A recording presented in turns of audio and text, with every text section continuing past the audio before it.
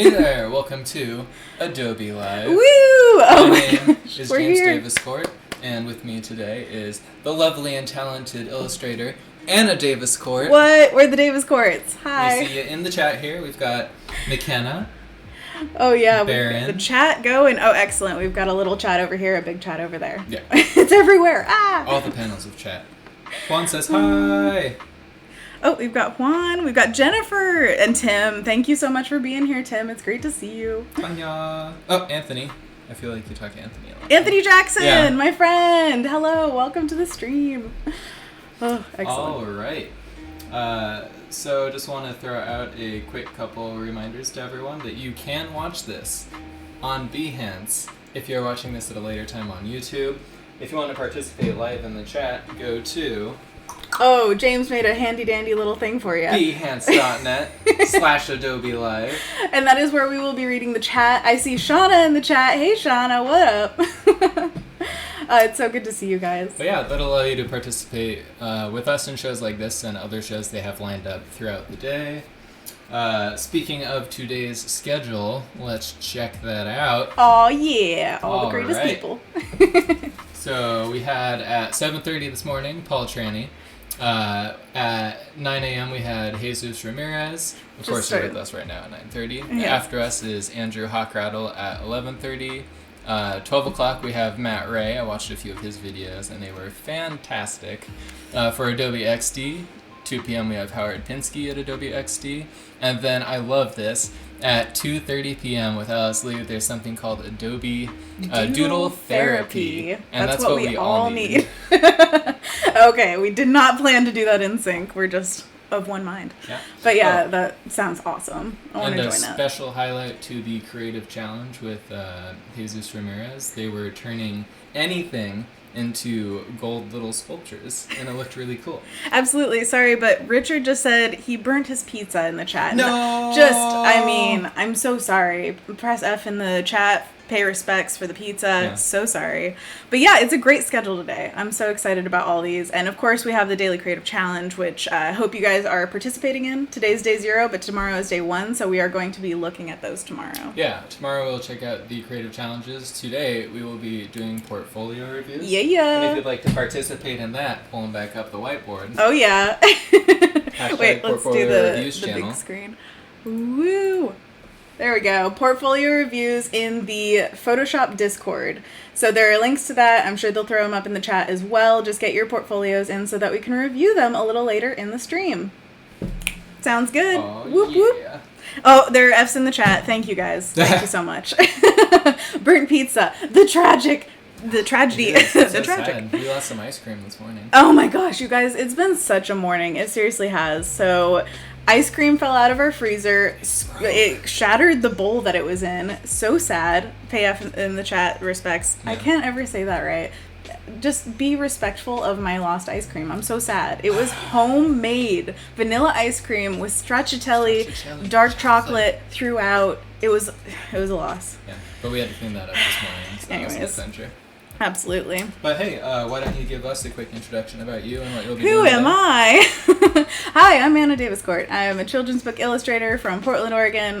This is my husband, and we're drawing today. So we get to make an awesome thing. So we are basically making a coloring book page. So you guys can be able to download this next week, and it's going to be on Create Magazine. So that is an online magazine that Adobe does, and they have a whole book worth of coloring pages already from fantastic artists, and they offered me a position within this book, which is so cool. So the theme of today and tomorrow is treats. So we're gonna have fun with that one. I mean, treats are like what it's all about, right? Yeah. All right, so we can jump into my screen. Aw, yeah. So I am starting from scratch, you guys. So this is completely, I have ideas and everything, but I wanted to start from the beginning with you guys because I've never gotten to do that on Adobe Live, where it's like a brand new file. So we're gonna do 8.5 by 11. This is a just full-on normal page size, and we're gonna just start sketching out what we think treats mean. So what do treats mean to you, James? Anything that is delicious and out of the ordinary. It could be treating yourself to something special in a day, maybe getting yourself a gift. It could be 3 different batches of ice cream, which we did make this weekend and lost one of this morning. Cream. Also, Anthony asked if that was homemade, by the way. It was homemade ice cream, and we've made so many batches because the only dairy products that we've successfully gotten delivered to our home via what do you call it, delivery thingy. Instacart. Yes, that has been a gallon size of heavy whipping cream. That's the only thing we've been able to consistently get for some reason. So, we've got some food love in the chat. Rainbows, whiskey. There are so many ideas of what treats are. I love it. Chocolate chip cookies. Okay, that's a great one. And bourbon. Are you dunking the chocolate chip cookies in the bourbon? But that is a great idea of what treats mean to you, and it's just so fun. Let's put bourbon on the list. Oh wait, how do you spell it? Bourbon. B-U-O-R-B-O-N, I believe. Bun? There you go. Like a little glass full of it. It's like a low glass, right? That's what they do. A little bit at the bottom of the glass. Ooh, a hot bath, says Dana. A hot bath? Yeah. Oh, that is a treat. I feel like that's a parent's answer. Like, just some alone time, maybe. That's such a treat. Ooh, chocolate cake because it's Angela's birthday. Ooh, Angela, happy birthday. Oh my gosh, that's so awesome. And Justin Duncan says, yes. Oh, it's bourbon. Like bun. Ah, thank you. Who has that? Anthony Stark. Ooh, are you related to Tony? Excellent. Oh, and by the way, we have a third member with us today. Chad. Yeah.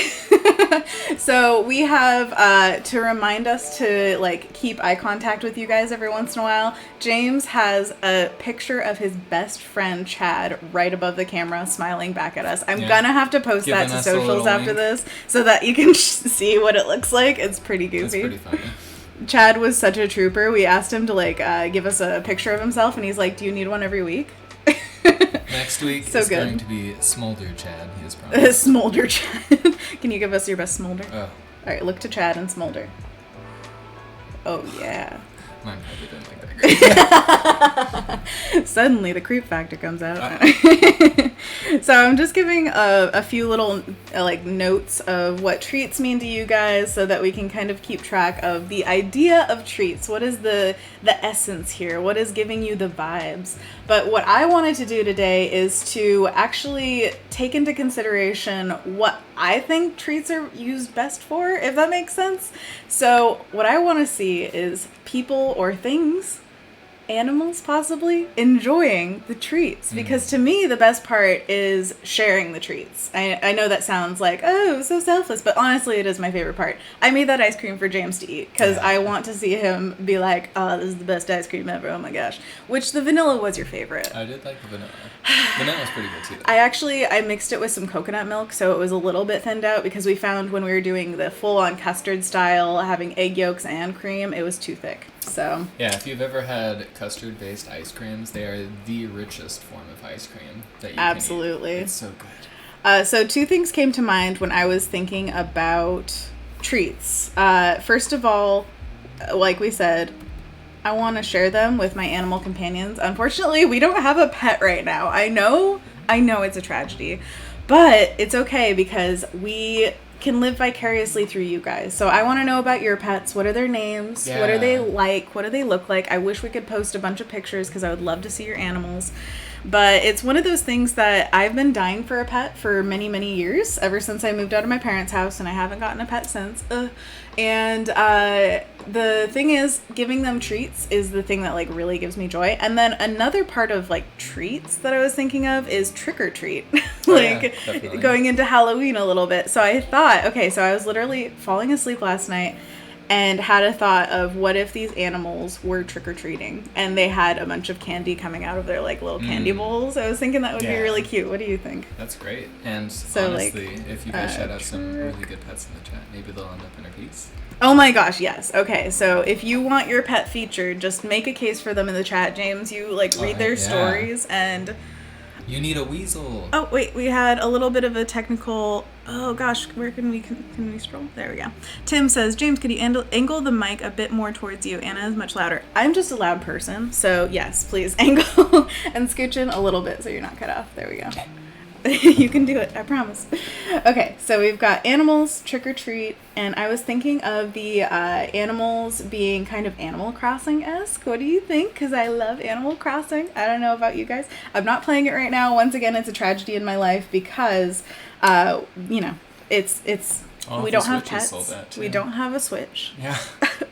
Honestly, right now we would be playing it if we could, because at one point I was like, I need a Switch, James, and he was like, okay, this is a rare circumstance, you know, this is a weird time in the world, let's go for it. And then I looked up Switches, and it's impossible to find them. Yeah, they're also it's really sad.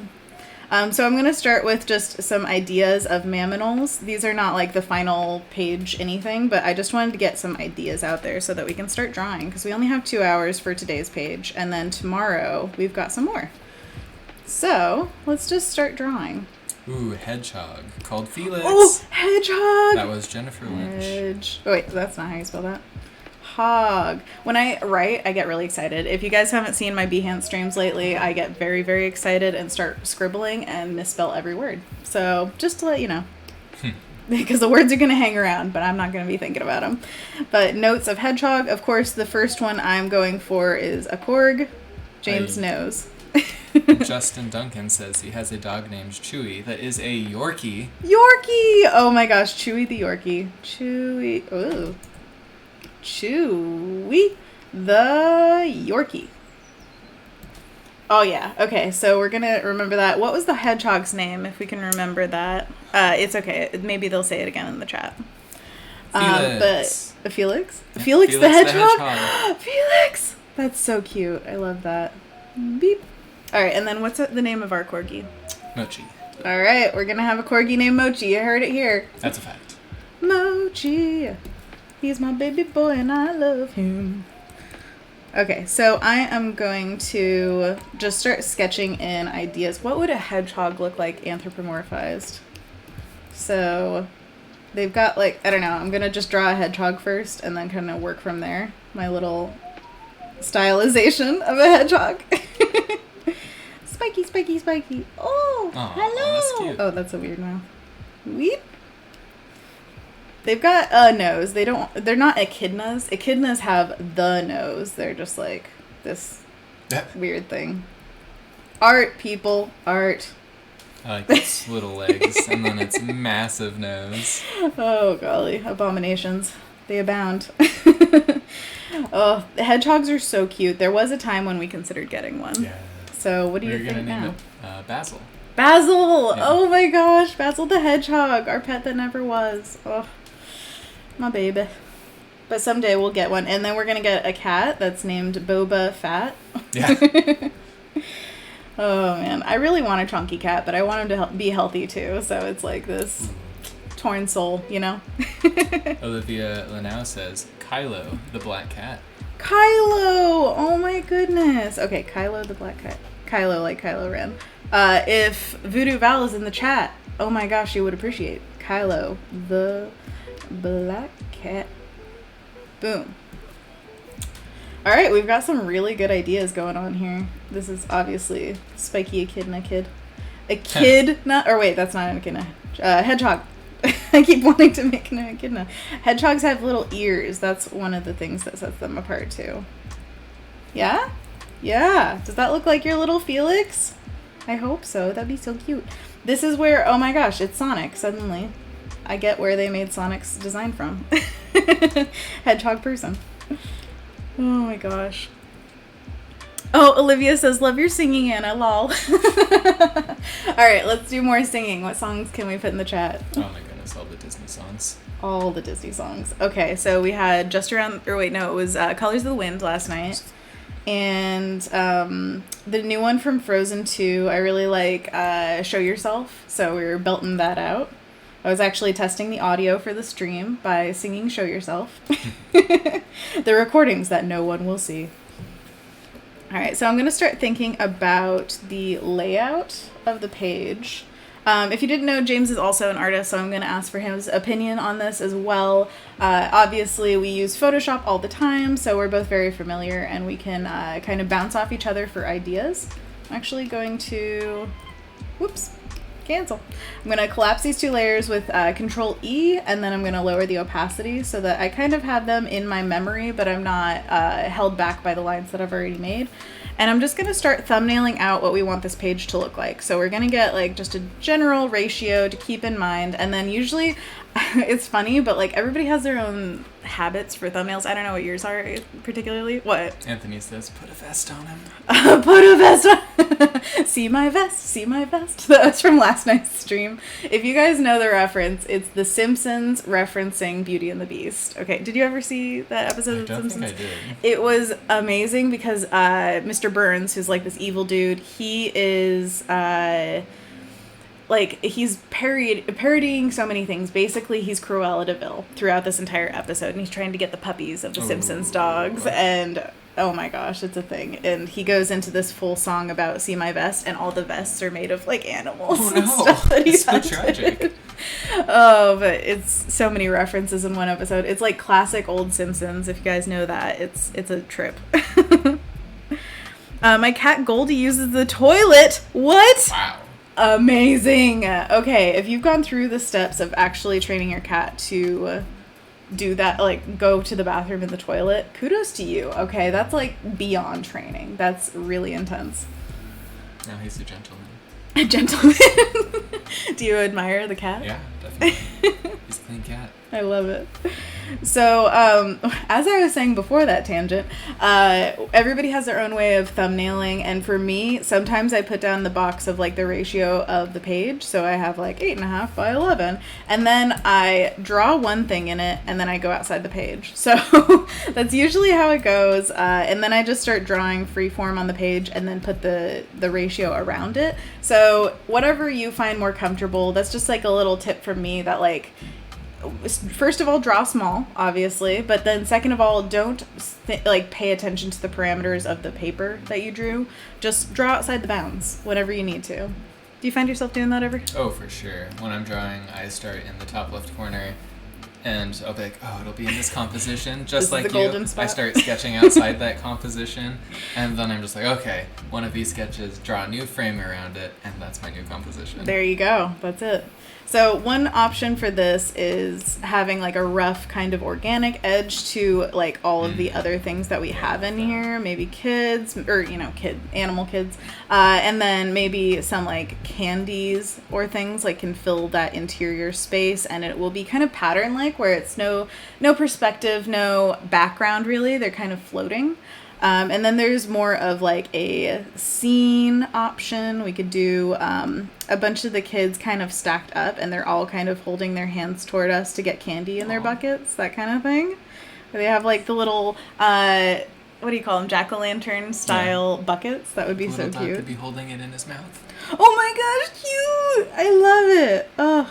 There are so many options to go for, and the cool thing about doing this on Adobe Live in particular is usually I do like a very color-heavy piece. I come in with a sketch and we kind of paint it out, and this time it's all about design. It's just black and white on paper, and so it's a lot less beholden to feeling like there has to be a finished piece and much more about making the design super solid. And one of the things I do want to think about also is making it fun to color, because if you guys have ever used a coloring book, there are certain areas that are more fun to color and then others that are a little harder. Like I didn't want a million small bits because I love drawing plants, but like coloring in every leaf on a plant is a lot.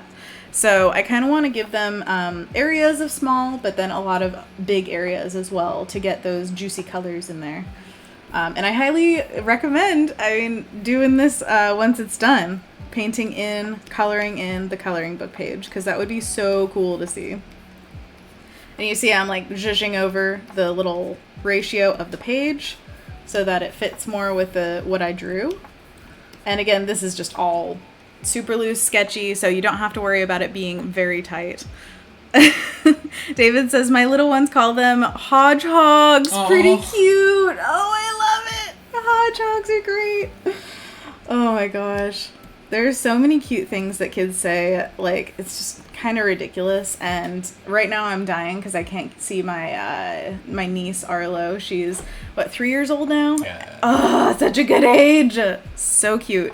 Good age to be an aunt, where you just get to visit. She has a ton of energy and she runs it out with her parents. But James is always the most fun when it comes to like hanging out with the niece and nephew. They like to wrestle with me, so I just lay on the ground and then they're rolling all over me. Basically, they just beat you up for like an hour and they're like, let's do it again sometime. Yeah, they love me. That's what happens, you know? So do you have any ideas of what I should do with the composition here? Animal, kids, and candy. Parade of animals, if it were more of a horizontal. Well, actually, I have set dimensions for the no, it's fine, because we can do a line of them going one way, and then a line of them going the other way. And they can all be in costume, you guys, for Halloween. They could have little costumes of each other, where, like, one's a cat that is dressed as a dog or something. Oh, that'd be so cute. Oh, Felix the Hedgehog has to be dressed as Felix the Cat. You know, the classic Felix the Cat is animated cat. There you go. Yeah. Yep. Absolutely. Do we have an eye on the time? Because we have to remember when to do the portfolio reviews as well. Yes. So at 11 o'clock, we'll be doing the portfolio reviews. It's currently 9:50.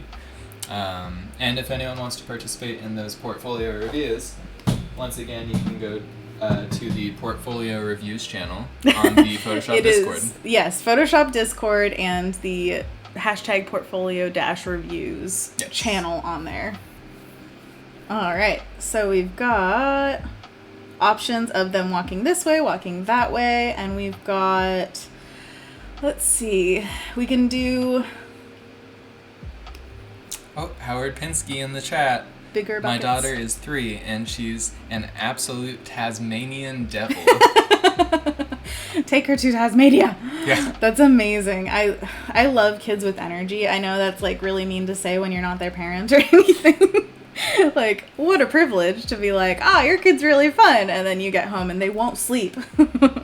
But I do really feel like there are just so many fun kids in the world. I just love it when they're really like passionate and unabashed about it. Like, that's one of those things that I feel like I want my niece and nephew to keep as they grow older, is their excitement for things. They spark. Absolutely. And so, yeah, I want to be excited with them. Well, and how cool is it that their aunt does children book illustration? I just gave my first ever book to my niece and nephew. So that is just like my dream, basically, is, the kids in my life get to hold the book that I made. And so my first ever book came out. It's T-Rex. It was with the Smithsonian. It's so cute. It's a pop-up like puppet book, so your finger is the T-Rex's head, and then it's a board book going through, so it's got those really thick pages, and you get to be a T-Rex and learn about them. It's so fun. Stefan says, hello, Anna and James. Hello, Stefan. Lovely to see you in the chat. Aw, he likes the hedgehog. He likes the hedgehog? Yeah. Oh, too cute. Oh, I'm so glad. Okay, so do we like them as animals, or do we like them as anthropomorphic animals? It's tough. Because we can do whatever. And then the treats I want to be like, okay, so we've got candy version of trick-or-treating, and then we've got animals with like dogs with bones, cats with little fish, things like that. Like treats that animals would actually eat. Maybe a dog with its face in a little thing of peanut butter. Because they love peanut butter. But apparently you have to be careful what kind of peanut butter you give a dog. So always be very aware of what you're giving to your pets and your children. Make sure it's good stuff so that they don't get poisoned. Ugh. But we can do a version. Ooh, what about like a puppy pile? Oh, that would be adorable. That would be really cute. Oh, and then at the top is like a tiny one with this giant bone in its mouth. Come on. You can see it, right? You can see the idea. It's there. Da, da, da, da. So these would all be like bigger dogs, maybe like one with that like its snoot in a peanut butter jar, something like that. Those are little tails, by the way, if you can't tell my thumbnailing. All right, so we're gonna have to pick one of these to go forward with pretty soon. So okay, let's do like a pseudo vote in the chat. So first of all, we could do, okay, so first option, and we're going to just vote with numbers, so wait till I have all the numbers up to vote, okay? So 1 is animals as Animal Crossing kind of characters. I mean, esque. It doesn't have to be them exactly, obviously. With candy. And then number 2 is let's do a just dogs today, because we have another page that we're doing tomorrow, so we can make the other one cats or whatever else you want, honestly. Dogs plus like bones, treats.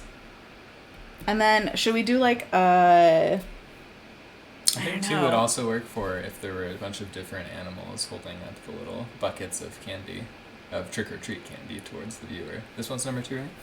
Oh, no, we're not numbering these. We're just giving them options of, like, do we want, like, animals that are anthropomorphic, like Animal Crossing, or do we want just straight up, like, animals with their treats / dogs with their bones kind of thing? Does that make sense? Definitely. Okay, vote in the chat. One or two. What do you think? We'll leave it up to the chat. Absolutely. I'm always a fan of the anthropomorphized animals. Really? You think so? And, like, especially having if you the got little... a frog. Anthropomorphized frogs. A frog. So all right, They're I'll make a note of that. Frog. With their big eyes. For James. We'll name him Skippy. Skippy. Okay, Skippy. That's so original. I actually don't know of any frogs named Skippy, but I feel like there's been a frog named Skippy. Anthony likes number 1. Oh, really? Oh, other Anthony Jackson also. A hedgehog with a can of worms. Oh my gosh. You've opened the can of worms. Stefan oh, wow. says 2. Oh, we've got a... Thank you, Tim. He actually put up a poll. Oh, yes. Amazing. I love it. All right, I'm seeing 2s, 1s, 1s, 1. Actually, that's exactly even. Okay, that's really weird. You guys have to be more you varied. might have to be the tie-breaking vote. See, that's the whole reason for the vote, is me not That's having true, to make the decision. Ugh, darn it. This is the hard part of doing it all on stream, is just feeling like I see, like... So much potential. Yeah, there's just too many options, honestly. Yeah. Stefan says, my girlfriend and my cat also vote too. So they got 2 votes, I'm or what? Say that counts. I don't know if but that only counts. For you. Oh, Anthony says, dum, dum, dum. Should we have that, what was it, a prairie dog or a gopher that goes, dun, dun, dun? Please, somebody make a GIF. Ugh, I love it. Thank you so much, Tim, for making that straw poll. That's awesome. So we've got plenty of options going on. I'm still going to just continue doing layouts so that we can continue thinking about more and more compositions, because that's a really important thing with any art project. It's basically mostly about composition. Like, that's the first thing that your audience sees with their eyes. So super important to get it down. What do you think, Chad? Throw it to the chat. Chad. If you weren't here earlier, just by the way, you are represented right now by a smiling face of James's best friend Chad above the camera. So every time we look at you, we're just seeing his smiling face. All right, so let's see here. What other compositions? Dana Pride says, in the poll, number 1 is winning. Oh, really? Oh, Thank you, Dana, for letting me know. Yeah, we should open up that link to see what it's going on. Are you afraid? Yeah, I'm afraid. Here, you can open it up over there. Yeah. You can bring it up on, new messages. Perfect. Once again, thank you so much. A cat photo for a dog, questionable. That's throwing some shade at Stefan. Like, hey, you got... Oh, here's the straw poll. Okay, excellent. You have to vote to see. Oh. James, vote your heart. Can I vote? Vote your heart. Dogs and treats or animals and candy? I have to go with animals and candy. Thank you so much, Tim. You actually put the thought into making it. Okay, animals and candy it is. All right, let's do this. And I was not the deciding vote. So you can't blame James. Please don't blame me. He does not want that on his conscience. He would feel guilty forever. Back Oh yeah, please. We're sharing the computer, so if I take it away, he takes it away. It's a whole thing. So let's think about just animals and candy. Yeah. Let's go for... Goodness. So much potential. So tell me, what kind of potential do you see? What do you envision in your mind that's different from what we already have? Just so we can get a few options to make sure we're getting the best. It's my way of doing things, usually. Candy, trick-or-treating, what does that involve? Like, what if... Oh. Okay. Brainwave. What if we have an animal witch who's giving them the candy? like Ooh. a central figure Yeah. And who's they're all like gathered around. exactly. So we've got them facing her. So we'll see kind of profile a little bit, like if you can see ears facing, nose facing, so that you kind of get the idea that you still see that these are kid animals and they're in their costumes and stuff. But there's this central figure, maybe in a doorway, and then she's giving them all the treats. But she's dressed as a witch because witches are fun to draw. What do you think? I think that's really cute. You think it's cute? And Richard Lindley has specifically requested there's a Mars bar that you can clearly see. Can we make it animal themed? Mars bar. Bark Ooh. bar? No, there's a bark box already. Mars bark. All I can think of is bark. If we put any brand names in, we have to make them punny. That's the rule. Definitely. Just has to if be. If you have any good puns for candy, please add it to the chat. Exactly. Okay, so we've got a good sketch that I think we should go forward with. Okay, so out of all these guys, I love the idea of them like marching different ways. But if we still love that tomorrow, that could be our second page. That's true. one of the wonderful things about doing so many thumbnails is if you ever need another one, boom, you've got it. That's just a lesson for children's books as well. Do a million thumbnails, pick the best one, and if you ever need a backup where it's like, oh, it doesn't fit the text right or there's some kind of issue there, then you can use your backup thumbnails. You have so many options. And it's also just a really good exercise in creating ideas and being creative, basically, which is, it's art. Okay, so we're going to make sure that this is also the best composition. I do love a central figure, but I want a lot of the emphasis to be on the kids still. So how many kids do you think is too many and too few? I don't want it to be completely symmetrical. Do we know how large the page will be? 8.5 by 11. So it's this is the actual file that we're going to be creating this in. So this is Inception. It's sketched within the page. You could do a few call-out ones where the ones in front are fully realized, and then it goes towards kind of flat color shapes towards the edges, like there's a larger crowd of anthropomorphized animal kids. Okay, so like less defined. Well, okay, so this is a coloring book, so we have to have like solid lines in there as well. So I'm thinking, ooh! Okay, another brainwave. What if we had a border that's like a decorative candy border? So it kind of feels like old-timey Halloween where it's like decorative and fun. Okay, so I'm going to make a bigger sketch just to show you guys what I mean. Yeah. 7 kids specifically in the chat. Oh, wait. Sniffers bar. Oh, my gosh. Okay. That is a good one. I think you might need to start taking notes so that we can remember these. Oh, boy. Should I start taking notes? Yeah. All right, fine. I'll do it, I guess. Sniffers bar. Okay, read off the... Reese's Pup, says Denise. The famous 5. Wait. Bar, Reese's pup. Reese's Pup. Ooh, Anthony So Stark cute. really likes that one as well. Excellent. Yeah. Go Denise. Whoop, whoop. All right, next one's. A fun size, obviously, yes. Flutterfinger. Flutterfinger. You need a bird character, obviously. I'm down for that. Flutterfinger. And bird. A cat bar instead of a Kit Kat bar. Anthony Stark, you mad genius. Wait, is it like cat? Question mark? Like, you just made it a cat and then kept the K? Or is it cat? I don't know. I think it's with a K. That's what I'm gonna say. We could rhyme like this all day. What do you say? Yay. Hey. I say yay.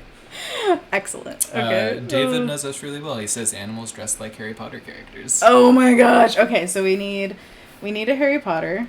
I'm just making random notes, so hopefully none of these slip by or noticing. Like I want to keep them. I'm scrolling back up through the chat down here just so we don't miss any ideas. Absolutely.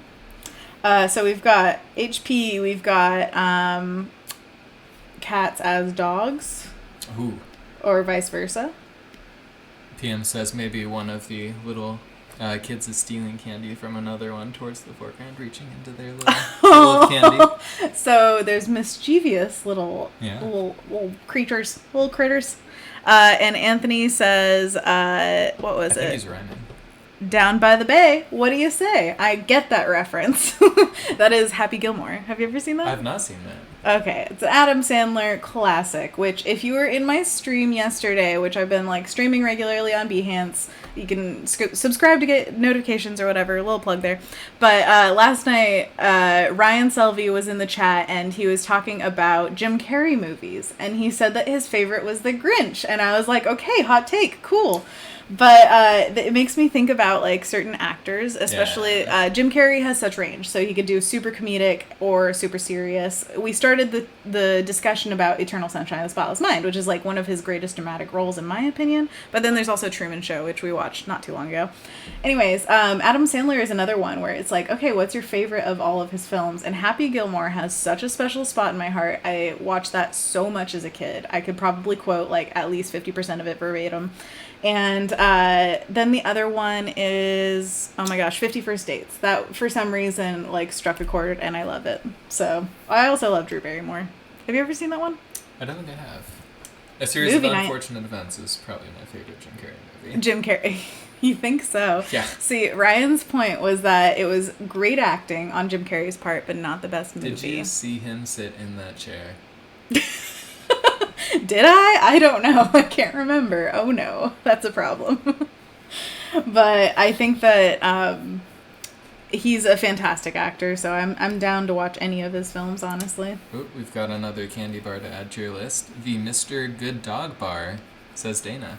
Oh my gosh, that's amazing. Mr. Good Dog Bar. I'm just going to combine those. That's amazing. Who said that? Dana Pride. Dana, you are amazing. And Kendall's in the chat. Hola, Kendall. Kendall.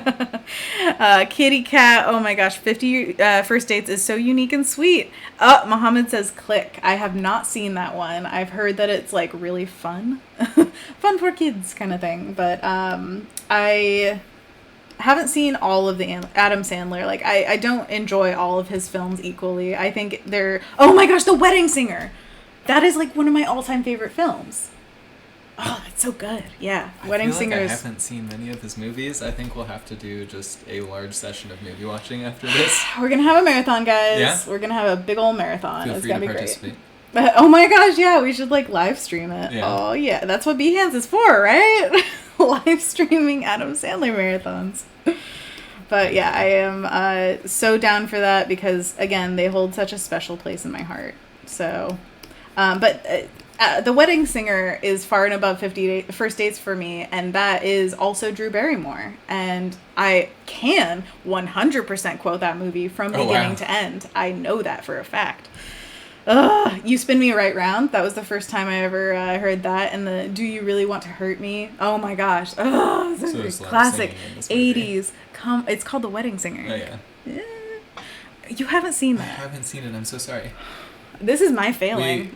We've been together for like, what, 7 years or something? Like, I haven't shown you this movie in that long. Golly. We do have 4 different streaming services, so... I don't think it... we'll look it up. We'll see what it's on. But who's got... Stream Party. Who's got other favorites? The Wedding Sniffer? Okay, no. We're not making puns about Adam Sandler movies. We're making puns about candy bars. Well, Tim's a genius. He says he hopes all these candy bars don't go to waste, spelled like his waist. Too many candy bars. To your waist. Okay, yeah, I get it. You get 5 pun points. I award them. I got it. He's the official pun awarder. Yes, so. I'll award everyone points in the chat for amazing puns all day long. Okay, wow. All right, I've got to think of them because I want to win. I'm competitive. Oh. Let's see. So you guys can see what I'm thinking. If there's a border here, then we can have kids going off the page. But we can make it all fun and, like, candy stuff and, like, cute things in here. Aaron says the Toblerone instead of Toblerone. That's great. Toblerone. 10 pun points. That at least 12. 12. Come on. Are you kidding me? 1,200. 1,200. Wow. The system for measurement has been thrown off. I will award points, but I will not keep track of how many points I've awarded. So. Wow. I see how it is. Yep. The world is yours and you don't care. Oh, David also says Waterboy is pretty good. Waterboy. Okay, I have feelings about Waterboy. Not my favorite. Totally cool if it's your favorite. I am not knocking you. I'm just saying, like, if you haven't seen Wedding Singer, but you love Waterboy, watch Wedding Singer. And Happy Gilmore. I love Happy Gilmore, but Wedding Singer is much more dear to my heart, I think. And this is coming from, if you know anything about me, like, my family is quoters. Like, oh, yes. He knows. They know every line to every movie that they've seen. I mean, because we've seen every movie 10 times, yes. because we had cable, and anything that got syndicated, we would just watch every single time it came up. Sometimes twice in a row, like The Matrix ends, and then you start it again. Yeah, that's like, that's what you do, because you love rewatching old movies that you love. I've had Stranger Things playing in the background every day while working for about 2 weeks. This is the new kick?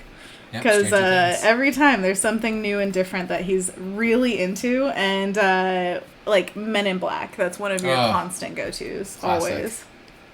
I don't know if you guys have movies like that, but yeah, shout out some of your favorite movies, your family's classics that you could quote without even having to think about it. Another Adam Sandler movie, Big Daddy. My sister would fall asleep to that every single night for like a year. She would just turn it on the TV and fall asleep. I really like this kind of bordering. It makes it feel kind of, I don't know, what would you call it? Like regal? But it's going to be a really fun like picture, so I kind of like the juxtaposition. Says, Adobe Live, where everything is made up and the points don't matter. That's also a reference. I love it. And Shauna, have you done Whose Line Is It Anyway with your dad yet? Because when she got a green screen, her dad was very excited about doing Whose Line Is It Anyway. You remember the one where they're standing in front of the green screen and the person off screen is describing what's happening behind them, but they're just like putting different things where it's like you're a newscaster and you're telling... I think that's what it's called, like newscaster or something like that. And it is that they don't know what's happening behind them. So the person's like, oh, that looks like a very hairy situation. There's like a giant tarantula behind them. And they're like, yes, very hairy. We're going to get our hair done at the salon after this. And like they have no idea what's going on behind them. They did some great things. Ryan Stiles, Colin Mockery, legends. Absolute legends. Ooh. We've got a few different movies. Nelius says Mouse Hunt. Mouse Hunt. Okay, that one. I showed you that one a few years ago, actually. Yeah, which kind of a little traumatizing. I feel like if I saw that as a kid, I would be a little traumatized. I think anything where their goal is to kill the animal in the story, I am scared. It was comedic, though, and they came around by the end. Well, and that's Timon. What's his name? Nathan Lane, right? Yeah. That was the one? Yes. Oh my gosh. Nathan Lane he makes everything amazing. Ugh. I love him. They even put him in a little chef's mouse hat at the end, and maybe that was the inspiration for Ratatouille, the movie by Pixar. Ratatouille! That was another thing that we were talking about last night on the stream. What is your favorite Pixar movie? That is a big question, and I hope you have some big answers. Yeah. Because we just watched a show on YouTube called, the channel is called Watcher, and the show itself is Top 5 Beat Down, where they have hot takes about their top 5 of something. So their subject this week was Pixar movies. They actually had a film critic weigh in.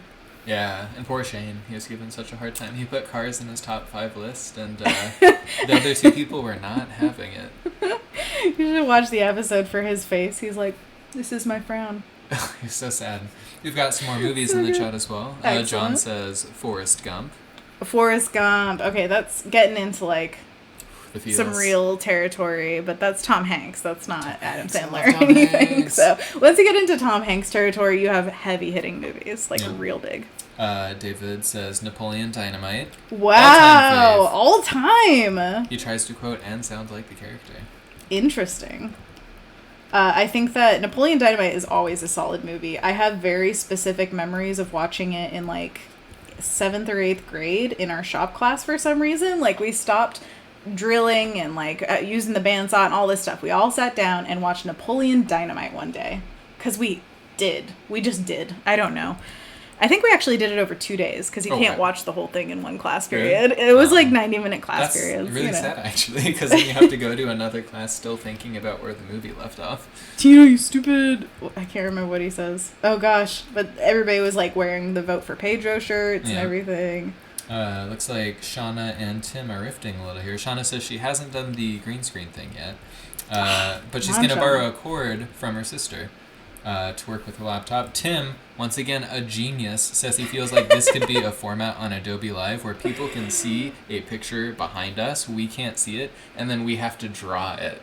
Does that not sound amazing? I love Tim, it! you have to pitch this But to I have Adobe. no idea how to do that because we are the ones keying out the green screen. So who would put the thing in there? Maybe we could do it to each other where it's like you're in We just control of the minimize the camera. tab, Like then I we don't can't look see up ourselves there, on I can screen. only see this, Yeah. that kind of thing. That would be but hilarious. if I'm in charge of describing it, you're in trouble.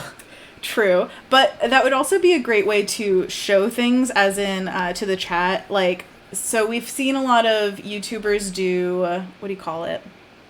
When you draw a cartoon character from memory. Yeah. You know, there's like Furry Little Drawing Peach. all She of did the that Pokemon without seeing them from Exactly, yes. So it is an interesting thing to see people try to reinterpret, like, draw Johnny Bravo from memory right now. Yeah. What happens? We did that one art night. Absolutely. Yeah. So people do this, and it would be really funny to watch somebody draw something, like, oh, you're trying to draw SpongeBob or something in the middle of my thing. I'm just drawing SpongeBob real quick. She has a bag full of candy. With legs.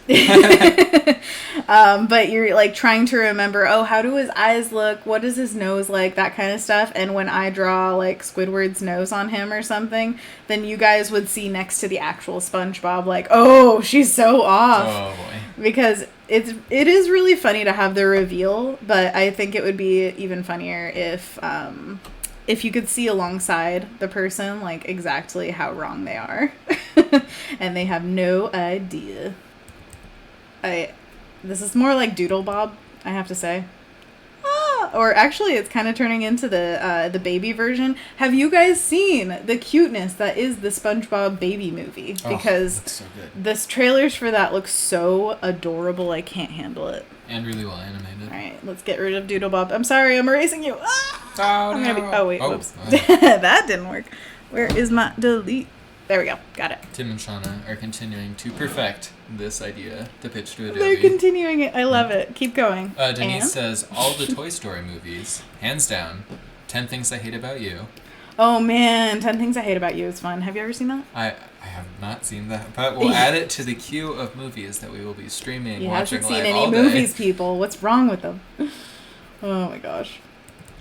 How are we looking on time? Right now it is 10:17. Okay, cool. Just gotta make sure I'm making some progress on this. Oh, definitely. Get it moving. I mean, I can just talk with the chat for a while if you want. Chat. Yeah. Chad with chat. Chat with Chad. There we go. People are really loving that idea that Tim and Shauna had. I think it's brilliant. I think we should really like pitch that to Adobe. Kendall says Rocket Man, the old Rocket comedy. Man. I have not seen that. Sorry. Justin Duncan says Birdcage. Oh, Birdcage. That has Nathan Lane as well. And Robin Williams. Wow, Talk about so many a movies. movie lineup. You haven't seen the Birdcage? Come on. But movie lineups with Robin Williams. Okay, Hook? Hook. Are you kidding me? Hook so much. Hook is one of my favorite movies of all time. Rufy. Oh, come on. Oh, Dustin Hoffman at his best. What Actually, strong art direction in that movie, if too. you guys, I know, seriously, Spielberg at his best. But if you guys don't know, James's usual look is very clean shaven. So he's been growing out this beard during our quarantine beard. Yeah, quarantine beard. So he's been kind of playing with the ends of the mustache, little curly curl, get a little Hook action. Hook. He looks like Hook. Where's Hook? Actually, he looks more like Wesley from Princess Bride. As you wish. As you Whatever wish. Anna says, I just say as you wish. And I say, pull phone, boy. It's Get funny that because pill for that's what I sent to Chad after he sent me a picture to print out. Really? Of himself, yeah. Oh my gosh, it all comes full circle. Kit Scat Bar. Kit Says Aaron. Scat Bar. Good Will Hunting. Okay, gotcha. Alexandra. That's a great movie. But is it your favorite, Robin Oh my Williams? goodness, Shauna agrees. Hook is so good. Hook. Where's the hook? Hook. Give us the hook. Favorite character from that movie? Oh, it's hard. I mean, Rufio's so iconic. Rufio's I love him so much. amazing. But And also later, Hook. I mean, He plays Zuko in Avatar: The Last Zuko. Airbender. Oh, which is one of my favorite shows of all time. Absolutely. We were talking about that in the chat as well. So, what kind of bender would you be? Oof, Earthbender. Earthbender. All right. Specifically a sandbender. You think For everyone so? in the chat who is familiar. You think you're special? So special? Be a sandbender? They're kind I of like agree. airbenders as earthbenders. It's such a unique take on earthbending. It's true. Should she be behind the doorway or in front of it?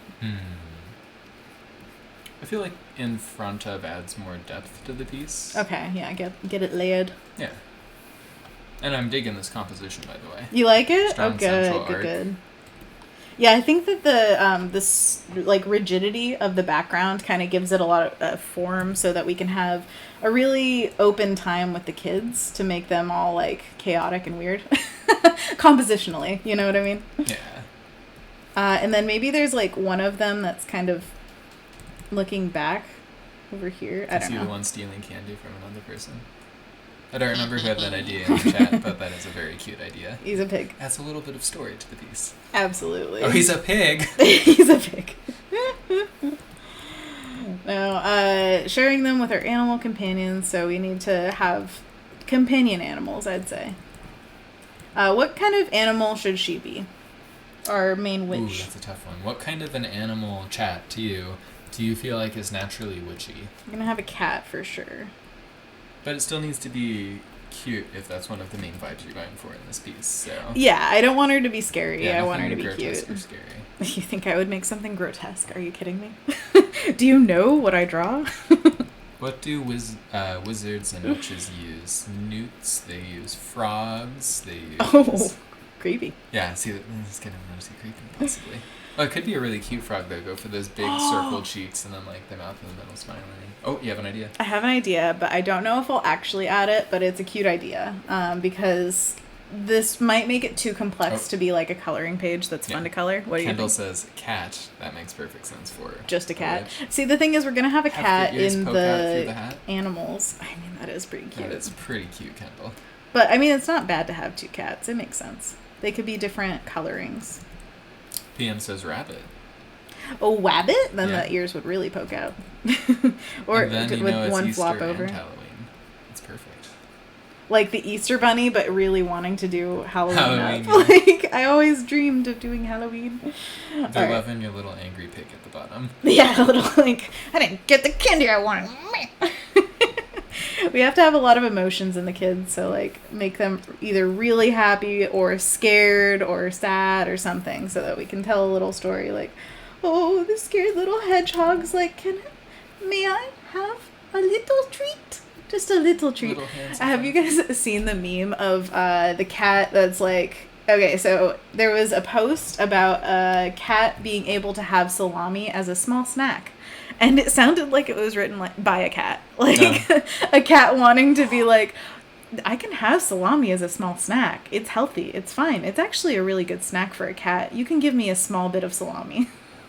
Anyways, what was Sad Cat Diaries.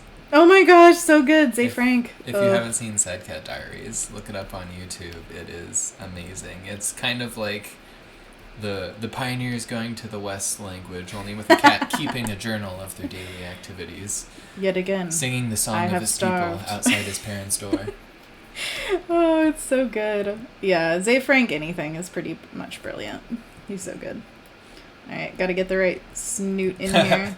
Shauna says, the pig only has one piece. What kind of house is this? They gave me the fun size. I was looking for the good house. The good stuff. The king size candy bars. The good stuff. Exactly. Oh, Kendall says, badger, badger, badger, mushroom, mushroom, snake. Oh, snake. Oh, it's a snake. That was all one sentence. That's how she talks in real life, if you don't know. Oh, it's amazing. Mushroom, mushroom. What was your favorite Harry Potter, like, meme thing? Was it Potter Puppet Pals? The Snape song? Ooh, what do you call it? Dumbledore. It was a comic, actually, by an artist that you showed me, where they did the fight that happened at the end of the 5th book. Wait, are we allowed to spoil things? If anyone no spoilers. No spoilers. Talk around it. There's a fight between Voldemort and Dumbledore. How dare you? At some point. How dare you? No spoilers except for that, I guess. If you guys haven't read it, I am so sorry. We're not going to tell you anything about the result. For him. But the comic pages had the most beautiful illustrations for how magic worked. I guess, but I mean, now I know everything that happens, and I'm upset. Well, chat, you can call me out for minor spoilers if you want. I'll just subtract metaphorical points for myself. Okay, so this is something I've always had trouble with. Sorry to totally tangent here, but Dogs with open mouths. What the heck? Ah, yes. Right? It's hard. I don't know how I to, feel like... you just have to draw a shape and then... A shape. Okay. I'm going to draw a circle.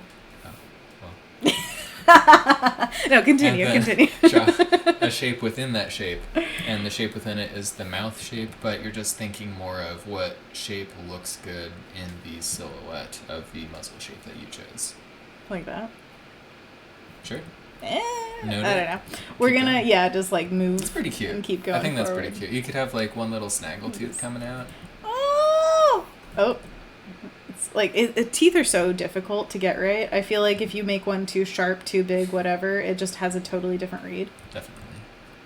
I don't know. We'll come back to that. And then the ears need to be properly positioned, clearly. We don't care about, like, being super precise. This can be very graphic and very, like, abstract-y. Yeah. But we do want to have it look like the animals and have their faces facing a direction, and especially a direction that we can see. This is a big thing that I'm learning for children's books is they never want to see the back of a kid's head or, a character. They always want to see the face. So that's kind of a rule to make the face always visible no matter what. And you're helping us build this piece, chat. So if there are any more animals you'd like us to add, just mention it in the chat. And actually, we're about half an hour out from doing portfolio reviews. So get your portfolios in so we can look at them. And I believe Tim can post a link to... Yeah, Tim's helping us out. So if Tim, you need the anything, Tim is the best. I mean, putting up a poll, that was like above amazing. and beyond. Okay, 2,000 pun points, even though it wasn't a pun. Now you're not even pulling punches anymore. Oh, that's one pun point was for that, Anna. One? We can't win our own pun point awards. I mean, that wasn't very good anyway. It's fine. But, so we need another animal for this guy. What animal should it be? We've got hedgehog, we've got corgi, we've got cat, we've got pig. I mean, I'm still a fan of the frog. Oh, you wanted a frog. It's true. If we can, I would love a frog. See, frogs are hard because I have a shorthand of how to draw a frog, and it is... Circle, circle, circle. No. Oh, okay. Bump, line, bump. Eye, wide, high, Ooh, smile. that's hard to get to. And then I like to do little freckles. Yeah. Oh, that's not a freckle. That's a line. So, yeah. That's my shorthand for a frog. If you guys ever want a tutorial, it's very complex. It's very in-depth. I will post a full-on class that you can pay $200 for so that you can learn how to draw a frog. Front view, like I do. Tim had another glorious pun. He said a panda, like a panda. Panda! Yeah. Oh, I love it. And then Shauna pointed out that his name is Tim Mo Best. So... Well, we always say Mo Best, Mo Beast, Mo Best. How do you say it? And if he's Mo Beast, that also fits. It does for this piece. You can just draw him into your piece. Mo Best. As a panda. Panda. Oh, Kendall says raccoon. Oh, raccoons. I love raccoons. Oh, yeah, obviously. Tim never gets a break. Always hustling. That's right. No, Tim's on everything. He's all over the place and keeps us alive and sane and safe. So thank you so much, Tim. We really appreciate you. All right, let's see if we can do a frog. It's going to be weird. It's going to be weird. I need to get a better shorthand for profiles of frogs. Because their eyes pop up. It's also a particularly hard angle to draw the frog from. The Definitely. frog might not quite work for this piece. Well, we got to try. Yeah, definitely try a few The frogs. thing is... I also love raccoons, though, so... raccoon. I'm literally making raccoon magnets for my top tier patrons right now, and it's really fun, I have to say. But the thing about frogs and challenging things to draw in general is you gotta try. Like, you never know if it's not gonna work unless you try, and maybe it's not on this piece that it works out, maybe it's not on the next piece, but then on the fourth piece that I try it on, maybe it'll be the time that it works, and that's the time that a client wants the frog in there. It has to be a frog, it has to be at this angle, make it work, you're the artist. So never shy away from a challenge, and especially if you have the time, like, figure it out. Like, try to spend your time and ask people for advice and say, hey, this isn't working. Why do you think it's not working? Or how could it be better? So, James, why isn't this working? How could it be better? Well, it's definitely a very hard angle to, especially in that style, depict the frog. In this style, we can always change the way the eyes are done. Oh, gosh. Make it real creepy. Yeah, it's pretty creepy. Maybe I want it to be creepy suddenly. Could it be The a creep frog in factor. a raccoon mask? Oh my Just make gosh. it. How would you make that read? It's like the most difficult thing to draw. I shouldn't say that. They're like buildings and, armors and stuff like that. I'm sure they're really hard to draw, but a frog Aw. in a raccoon Cover costume. says a skunk. A skunk! I would love to do a skunk. Okay, so next challenge that we have is what outfits should these animals be Ooh, wearing? yeah. So we have to make it very fun to draw people, but also like appropriate. Like, oh, why would they be wearing that costume? That kind of thing. It doesn't have to be super thought through, but I'm just saying if we have the opportunity to make it fun, make it something that like it makes sense that they would be wearing that. Like, I don't know, the pig wearing a hot dog costume. Oh, Is that wrong? that seems a little on the nose. On the pig nose. Oh, That's also golly. something they serve. Oh no. Okay, let's make this skunk or raccoon. Ooh, Kendall says if you'd like a reptile, you could go with, or a reptile-like creature, maybe an alligator. Get those cute little like nubs that they have on their back going over. Although that long nose would be pretty hard to fit in. It's true. But it would be okay. Let's just We're draw just a gonna few sketch of a few them. different animals Yeah, and see animals. see what sticks. Exactly. I do Thank you, love a Kendall. gator. Thank you, Kendall, as always. But yeah, we have. Oh man, alligators are really fun to draw, but like making it a kid alligator is really fun because then you get to make like cute version Yeah. where you're like shortening the little snoot but making it kind of pronounced. Yeah, I don't know. They're jagged just so many snoots. cute. Beep. And then they have no ear. Hmm. I guess they have a Anthony. hole, I'm sure. Yeah, that's Anthony? true. They do have a weird hole. Just inside put a of weird them. hole there. Yeah. Just put it in. Anthony was saying, do you remember the Mario frog and raccoon suits? You could, Tanuki. Are you kidding me? suit. Yeah. Yes, we could totally have a little Tanuki suit. We might have to look up reference. What would that be? He has like ears on the hood. It's kind of like It's got a little raccoon. tail. But if we made the Korg that, I wonder how we could show it's a Korg. It just looks kind of generic dog, which I'm not against. But what I wanted was a visible tail coming off, because I feel like that's really the Tanuki look. I mean, when you're flying, that tail is what's keeping you aloft, right? Yeah, Everybody exactly. agrees on that? That's why we all need onesies. with a Tanuki, Absolutely. So we can fly. Ooh, Anna says panda? Cat wearing a giant ball of yarn. Oh my gosh, that's kind of adorable. Oh, would That's that a be really fun strong to compositional draw? shape too. Just a giant sphere behind another character. Yeah. We You can always draw through. Yeah, definitely. And would that be fun to color in a coloring book? That's another question. And I'm totally coloring these as well, so I will find out if they're fun to color as a coloring book. That's true. Which, if you haven't checked out the coloring book yet, definitely do. It's on Create Magazine, and you can find them. Oh golly, I'm sure it just is called the Coloring Book. If you Google like Adobe Coloring Book, you'll find it. But it, Create Magazine. yeah, Create Magazine is the website. Adobe Create. And I think Tim could post a link to that in the chat as well. Putting the If pressure you're on familiar. Tim. We're leaning on you here. But Lean for on Create me. Magazine, if you want to, you can visit their page and you can see all of the series of coloring books that people have been making for Adobe. Absolutely. And who knows, maybe they will print it at some point.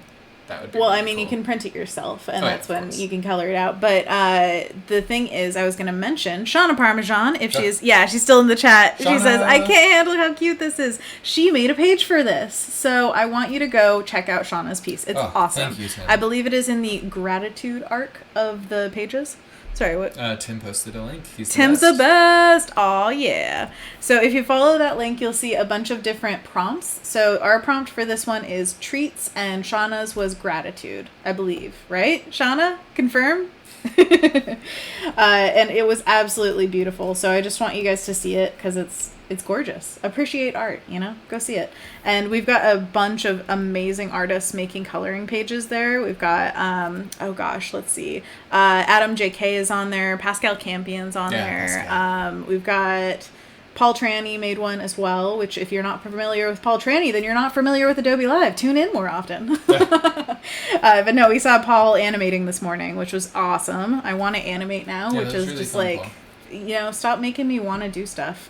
I feel like I have too many things to do already. But the thing is that there are amazing artists there, and I want you to see their art. So please check it out. And this will be available for download next week. So remember, set your calendar. If you want to color her coloring page. Oh, you want to. I know that. And then we can link you on your socials, and you can see them. Wow. Tie-in. Yeah. Yep. And my socials are all just Anna Daviscourt, because my name is rare. Thanks, James. Daviscourt at Twitter. Anna Daviscourt at Instagram. Plug all your socials. Are you trying to, like... Oh, I can't just get a Shane. No, you're doing it. It's a reference to the YouTube channel Watcher, because they always say, we are Watcher, we are Watcher, we are Watcher, because that's where their socials are all called that. Yep. Well, not all of them now. They have like patreon.com/watcher, which apparently now it's drilled into my brain. I didn't know I was advertising for them, but apparently I am. All right, I'm putting the cat arm in. All of this is just very implied. Ooh, Tim is pointing out the Adobe Creative Residency Community Fund. Oh my gosh, you guys. If you don't know about this, look into it. So they're setting up a $1 million community fund. You, as an artist, can submit your project to them, and they will fund you for a 2 to 4 week period. It's a great support for artists right now. It's amazing. This time, and it gives you a chance to work on something that you're really passionate about. I'm so grateful that they're doing this, because they're really... Okay, so if you don't know about the Creative Residency, it is something that completely changed my life. So in 2018, I was a character or concept artist for video games, and I applied to the residency, which basically you just propose what you would do with a year of time. And I got chosen. This is the second year I applied. First year didn't get in. Second year got in. And James remembers the day that this happened. It was like... Amazing. So basically they pay for a year of your life. They give you all the opportunities in the world. They give you access to a mentor who will help you grow as a creative. They give you just so many ways to grow and make your career, basically take it from where it is to where you want it to be over the course of that year.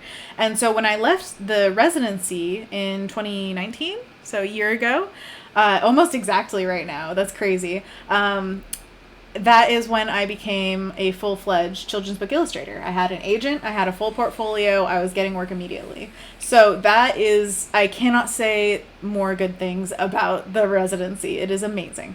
So this year is a very different year because of COVID and everything going on, which obviously, like, I wish you guys the best. Just want to say that for sure, that like everybody, I hope you're staying safe and that you are staying sane. And of course, please do the smartest things for you. But the whole situation has changed so much because a lot of the residency is travel, and that changes everything to not be able to travel as much. I mean, Adobe right now is basically all working from home. It's kind of crazy. So, with the community fund, they have basically put all of their efforts, they have 2 full-fledged residents, and the rest of every aspect of the residency is going towards this community fund. So this is their way of reaching out to creatives and impacting even more people than they have in previous years. They're trying to do basically the best that they can, which is amazing. Like, I am so grateful that Adobe once again is so generous and so thoughtful to keep basically raising up the artist community. I can't say it enough, again, like, it genuinely comes from me as a person going through this entire experience and knowing everybody at Adobe. I cannot believe that these people genuinely exist and that they honestly, from the bottom of their hearts, just want to help their audience grow. And like, not grow as in like numbers, grow as people. They want you to get better at what you do. And I love that. I love that so much. And it's very rare to find in this world. So please jump on it. Jump on the community fund. Make some really cool art with Adobe. Get paid for your work fairly. And like, just spread the word, please, because so many artists need opportunity like this. And it looks great on your resume. It will provide work for your portfolio, and it will fund your life in a very uncertain time. So if you're that's my plug. Check out that link that Tim posted. Tim posted in the chat. And of course, with any of this, if you just Google the keywords that we're giving you, Adobe Community Fund for those watching in the future, please check it out. It is an ongoing thing this year. It doesn't just, it's not all first come, first serve kind of thing. It's like going to be continuing throughout the year in chunks. So If you apply, it's not a guarantee you'll get it, but it's better than doing nothing. So please, please, please apply. Yeah, and if you're watching this at a later time on YouTube, just remember that you can come to Behance to watch these live, participate in the chat, and have links that you can access thanks to Tim. Oh my gosh, Tim, making it worth it. Yeah. So good. Oh, real quick, I was going to float this idea a little bit. Goodbye to Stefan in the chat. He's got to work on some stuff Stefan, lately. see ya. Have a great day. It's Monday. Have a great week. And we will be back tomorrow. So if you want to join us again, please do. I was thinking of, this might not be a good idea for coloring book page because it might get too small and things. Yeah. But what if there was like potion stuff behind her? So like, you know how there was, you were talking about like a bottle of newt size, things like that, you know? But we could make them cute. Yes. We could have all the candy in like little things back here. That would be cute. Wouldn't it? So, yeah, this is just a concept, an idea. You know, if nothing else, just follow your ideas so that you kind of realize them. It's almost like when you're in class and you're taking notes. If you're taking notes of things, you'll remember them much more. Just writing them down kind of helps you out. So drawing it out helps you out. Patty asks you, what is the straight line trick again? Oh, that's a great question. So it's just pressing shift. When you put your pen down, you draw a straight line and you're like, oh no, it's not straight enough. If you hold shift while you're drawing, straight as an arrow. And my pen like went totally diagonal when I did that straight. It just keeps going no matter where your pen goes. And you could do that vertically as well. It's just vertical and horizontal. And then if you want to make an angle, you can always rotate the canvas and then do the straight. See? Yeah. And also the point-to-point trick, where if you make a dot, That's hit shift, true. make another dot. I make a dot and then press shift and then press down and you can, there we go. Dots. Connect the dots. Boom. So you can, you basically just go point, point, point until your pen like shows up. If you have a thicker, harder brush, then it'll show up very easily. And then there's, of course, like paths that you can brush stroke on, all those kind of things. There are so many ways to do the same thing in Photoshop. That's why we want to show you all of the tips and tricks, because there are just, 5 million ways to, I hate to say it, skin a cat. Oh. We need to make up a better phrase for that. But it's so true that this is a program that can basically do anything. It can do your homework for you. It can babysit your kids. Basically anything. You just have to figure out how, and that's where we come in. What? So if you have any questions of how I'm doing anything at all, please let me know. Shout it out in the chat, and then I'll read it. I'll read it. Sorry. They're also asking about Currently reading the iPad. Apparently they thought this was on the iPad. We were working on a Cintiq, actually. We are. He's reading the chat on the iPad. Yeah, so our screen's a little bit far away. I have a second screen right here with the chat. But this could very easily be done on the iPad as well. Yeah. It is, Fresco is the iPad, I would use Fresco, but there's also Photoshop for the iPad. So there are so many different ways of making things, even on the iPad. But the same thing in Fresco. They even have a ruler tool, I believe, where you could have like a digital ruler that you spin around and Super do straight useful. lines on. So there are just so many ways of doing things. And I have some of the wrong things on this layer. That's always fun. So I'm just going to select those out and I will show you how to fix that. So we've got lasso tool, just selected them freeform. And then you can press Control X to cut them out, and then Control Shift V keeps them in the exact same position and pastes them back on. Onto a new layer. So if you do just Control V, then they'll be offset from where they were. And so if you do Control Shift V, then they're exactly where they were. All right, so now we've got these guys on separate layers again. So we don't have to have that. We're going to just keep it. Actually, I'll just keep it on low opacity so that we remember it, but we aren't distracted by it. Sound good? Definitely. I think that we could have, when coloring this, like glowing golden light coming from the doors, and then the rest is kind of in a cool analogous palette. All right, so we need, I think... Let's see. We had a gator, and some people were liking that gator. But I want them to kind of be pets, where it's like you're sharing treats with your loved ones. That's kind of the idea behind this. So, wasn't there a candy for a bird? So you could do a little bird character. Circle with a little triangle. Burb! Oh my gosh. Okay, so there's... The flutter finger? Flutter finger, exactly. Is that the pun? Yeah, Flutterfinger. Whoever we've created got the Flutterfinger right. pun, plus 10 points. 10 10 fun points. written their names down. Yeah. But there is an artist, Elsa Chang, who has a bird friend. I can't remember the exact name of what the bird is. I'm sure you guys will recognize it when I tell you. But it's got the little blush cheeks, and it's so cute. Oh my goodness. And it's got the little head feathers that come off. I love them so much. And this bird that she draws all the time has just so much personality. It's great. But smiles are a little awkward on beaks. No, we don't need that much detail. All right, so what expression should the bird have? Like, maybe worried, like it's looking back, like. Is the bird noticing the pig stealing his candy? Maybe. I was thinking like worried at the bunny, but maybe. Let's see.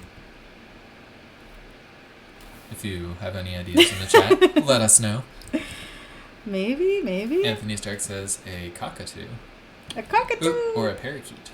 I think it's smaller. It's yellow and it's got pink blush cheek marks. Yeah. And cockatiels definitely have like the head fan kind of thing, but it's not as heavy as that. It's not like a full on big thing. A full on big thing, you know? All right, I'm gonna give her like a cape, I think. Maybe she's got like a broom back Can here. it have a little carrot pendant right in the middle of the cape? Cute. Yeah. I love it. Oh, that's such a good touch. Whoop. Carrot. Boom. Like that, you think? Or do you want it to be vertical? Ooh, can it be like a slightly diagonal carrot? Diagonally. Use it to lead the viewer's eye. Diagonally. What did he say, dear? Diagonally. What's that a reference to, chat? Harry Potter. What do you think? Hey, But which book? cheater. All right, we're going to have the carrot pointing inward so that we kind of get the eye moving around the piece, but back to the central kind of interaction between these two. Kendall says that her neighbor had a cockatiel, and it was named Apple. Apple! Oh, that's so cute! Little Apple loves the apples. See, that's another thing, is I would love to fill their pails not only with punny candy, but maybe something like the treat that the animal would like. So the dog might have a little bone going in here. And then the cat might have a little fish in their bucket. And the cockatiel maybe has a apple. What do you think? What do birds like? They like fruit. Maybe little berries. The berries. Seeds, obviously. Seeds. Okay, that's a good one. Because they look like candy corns, but they're candy seeds. 2 points. Are we getting to the... Tim says, is bird the word? Bird is the word that you heard. It's got groove, it's got meaning. That's from Greece. How much time do we have left? We have 13 minutes before we move on to the portfolio Okay, reviews. excellent. Just keeping track. What were you going to say?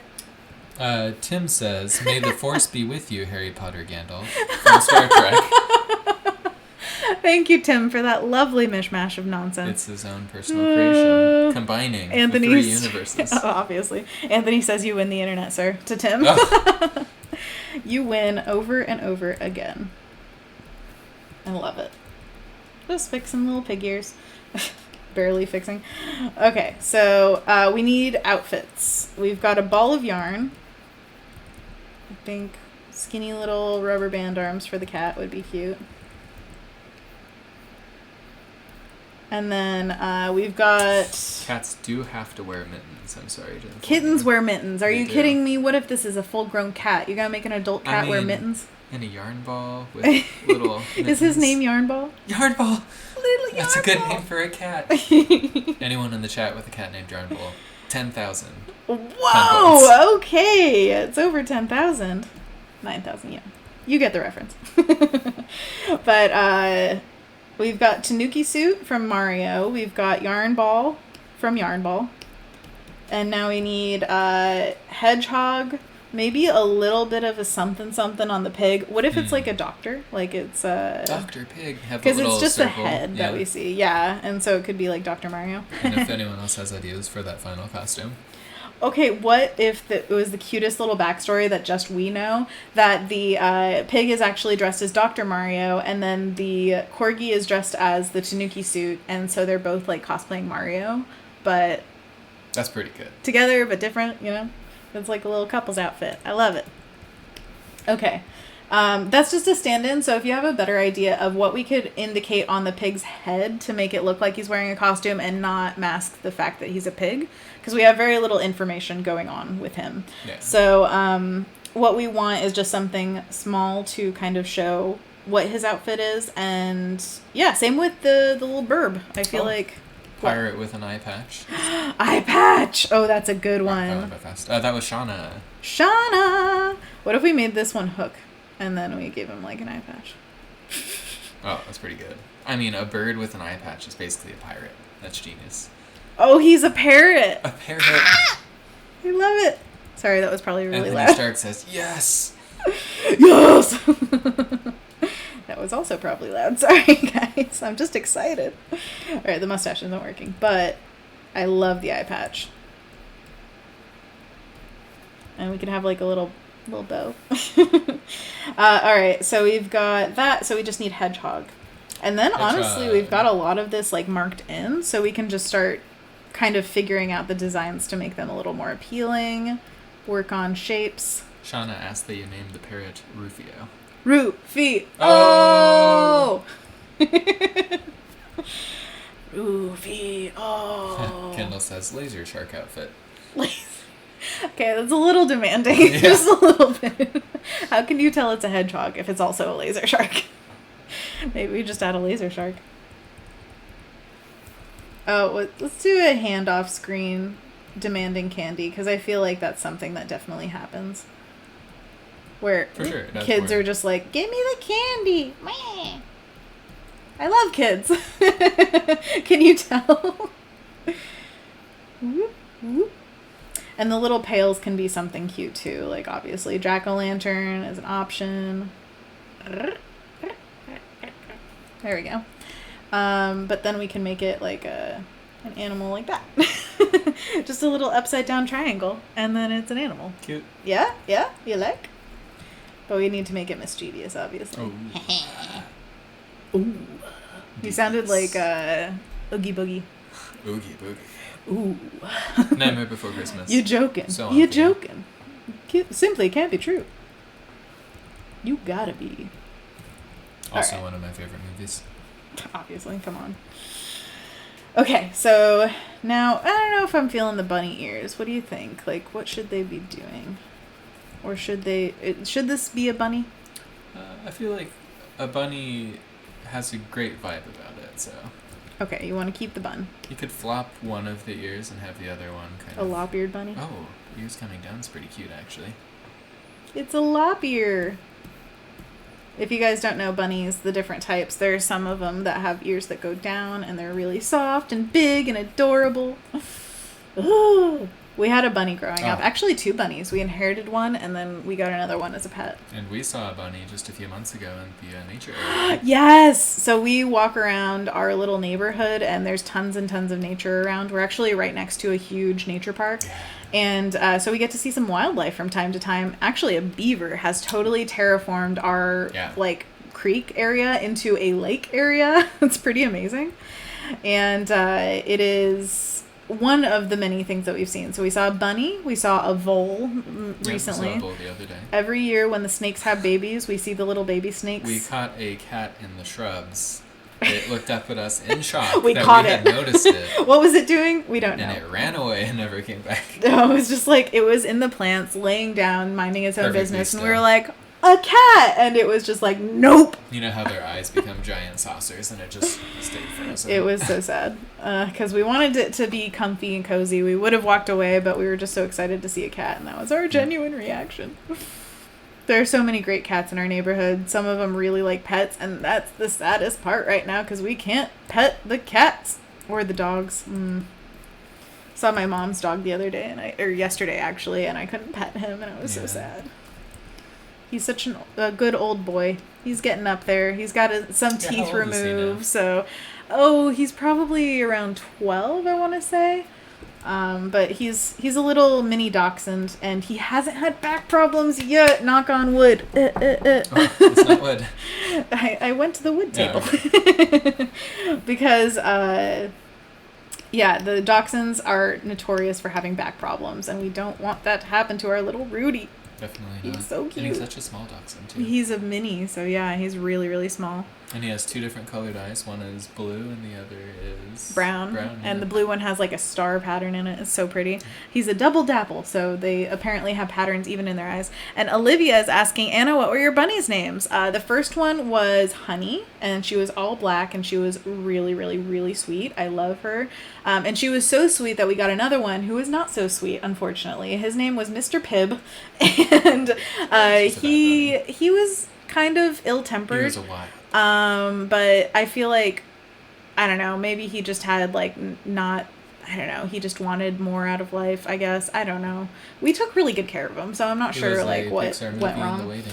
He wanted so much more out of life. Yeah, he was just frustrated because he was Ratatouille and he's like, I want to cook. Yeah. But I think, okay, that was one of the problems is we didn't get him fixed. So he would always go after the neighborhood cats, and the neighbors hated that. They would spray him with a hose. And Michelle is actually asking, why can't you pet the pets? So right now with COVID-19, it's just been advised that you don't touch other people's pets because they might be sick, you might be sick. If any of that gets on the pet, it could carry it to the owner.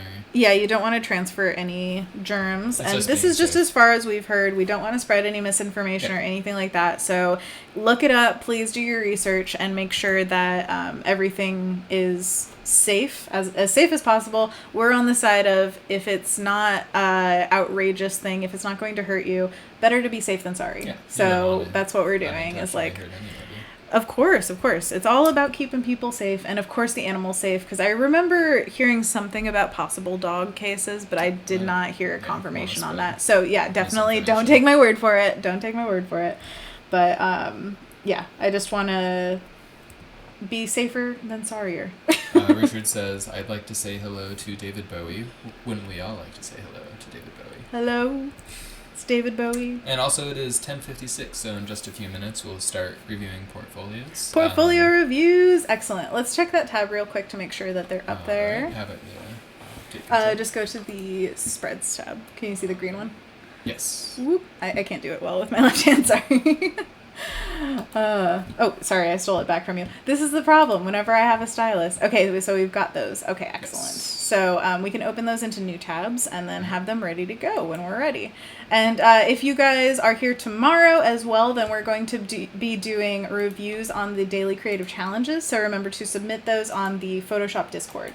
And that is under the, the current challenge tab. So if you just put your image on that tab, then we will see it. And we're going to scroll through tomorrow and see what you guys make for the awesome daily creative challenge that is going to be going on tomorrow. Yes. Jesus Ramirez. That was I was like, Jesus. Oh yeah, somebody in the daily creative challenge today, somebody in the chat said, "Hey, Seuss." It was too good. So I'm very excited to see the portfolios. It's always fun to see that. And honestly, we have given and gotten so many portfolio reviews in our careers. Yeah. We're both artists, so you're getting like full-on critique from two professional artists. He's a character designer for animation. I'm a children's book illustrator. Together we make the portfolio review team. What? All right, so I think we've got a pretty solid layout. I'm very happy about it. But I want to start getting into some of the details, adding some fun things, always keeping in mind that this is for a coloring book, so I don't want to get things too complex or not fun to draw or color on. Yeah, leaving those open spaces so everyone in the chat who'd like to later color over her piece can. Absolutely. And I'm going to start kind of cleaning up the line. I don't want it to be super, super clean, but I do want it to be thick and like enough to separate colors. So that's really my goal here, is to keep it organic, but also make sure that it's thick enough to, like, it's not frustrating that you can't color in the lines, if you know what I mean. Does that make sense? Definitely. And okay. Kendall says this is looking very cute. I mean, it is pretty, like, you guys chose a really good prompt for this, I guess. Thank you so much again, Tim, for putting up that straw poll. I think that was clutch. So one thing that I usually do is kind of fill things in with texture. Like whenever there are like pants or a heavy kind of pattern shirt or something like that, I love doing tick marks that fill it all in. And that's not what I'm going to do today. I'm going to do a few tick marks, but I'm definitely not going to fill everything with it because I don't want you to have a black page that you're coloring over. So I have to just like kind of remind myself that there's a few limitations with this particular piece. Definitely. And Aaron asked if it was Behance or personal websites for portfolio reviews. Oh, Tim, you already answered it. Thank you so much. Behance or portfolio on Adobe sites. Absolutely. Great question. Great answer. Tim's on top of it, as always. All right, so we've got our cute little kitty. Anthony asks if you use the smoothing tool when doing line work. Never. I have never done it, but I might want to. I mean, I've one of the things is I don't really do line work that often. Like, this is a very rare piece for me to do just line work. Usually what I like to do is keep it very loose and organic so that I'm not getting tied down to lines. Like, this is the most solid line that I've done in a long time.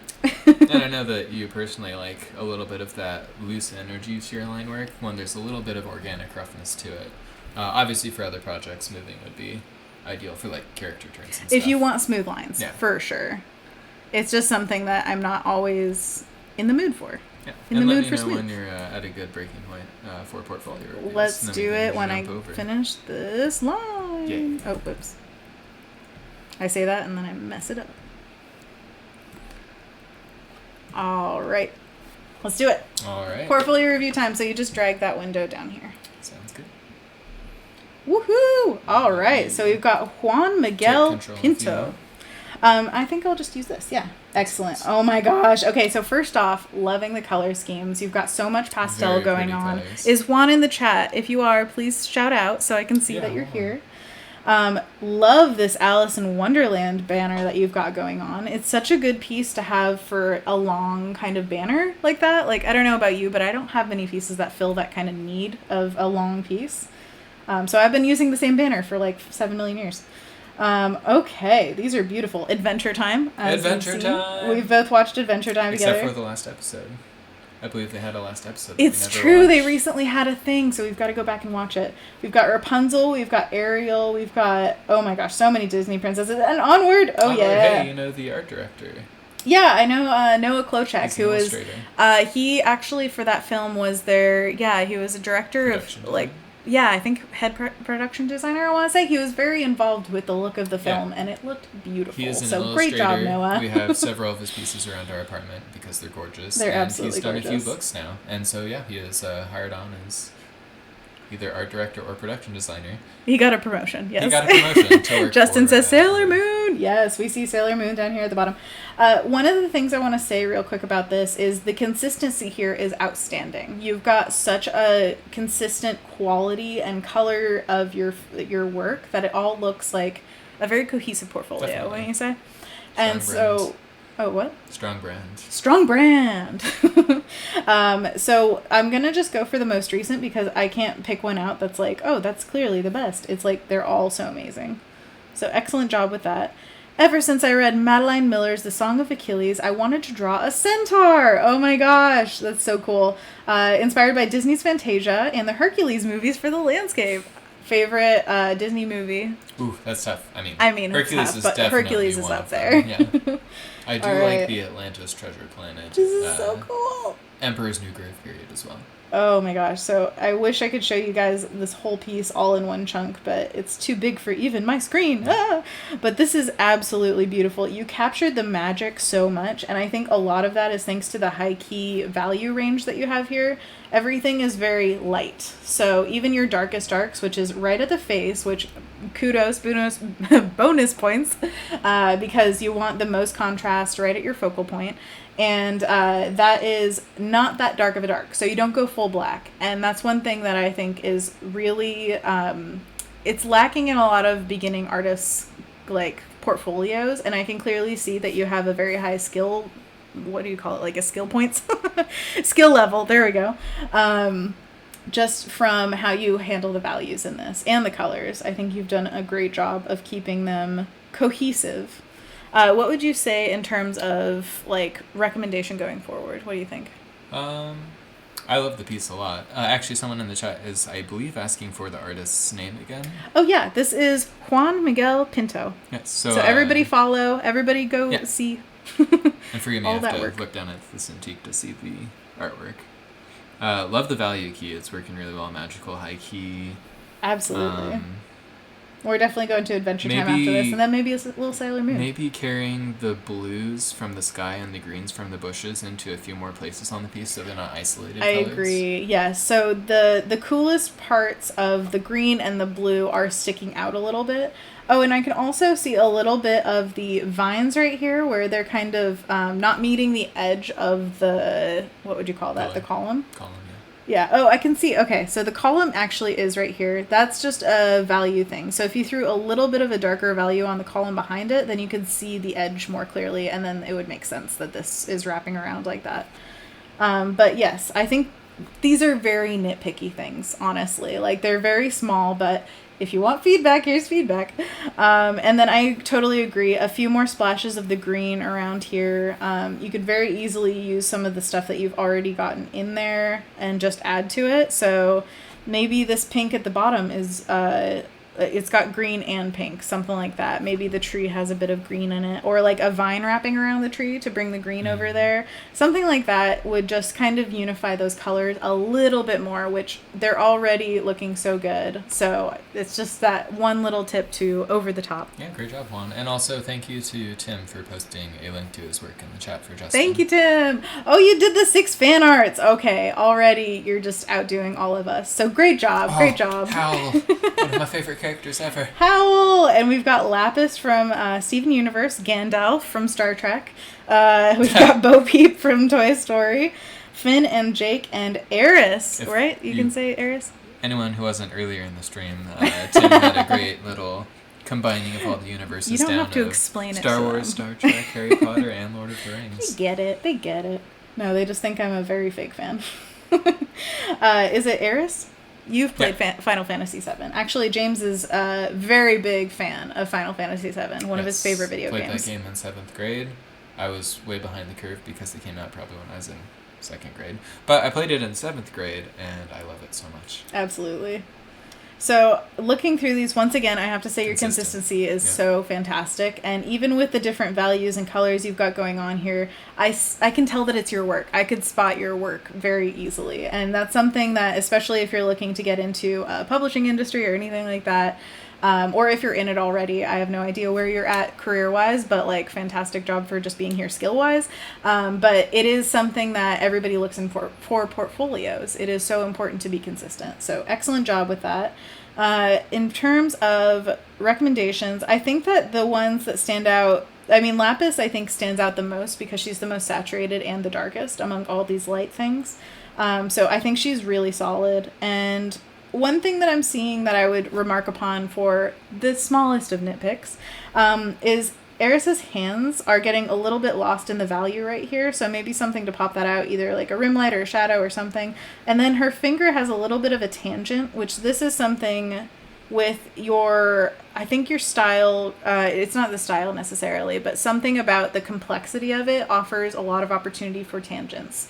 So you just have to be really careful to make sure that when you're designing these pieces that they don't have any awkward moments, like Bo Peep's arm meeting right up with Jake's body coming in right there, or the finger meeting right with Finn's hood helmet thing. It's just fabric, right? I don't think it protects him. And then one thing I'd say, if you want to push the storytelling in your pieces, just like shape is a way to tell a story, so is color, so is lighting. Absolutely.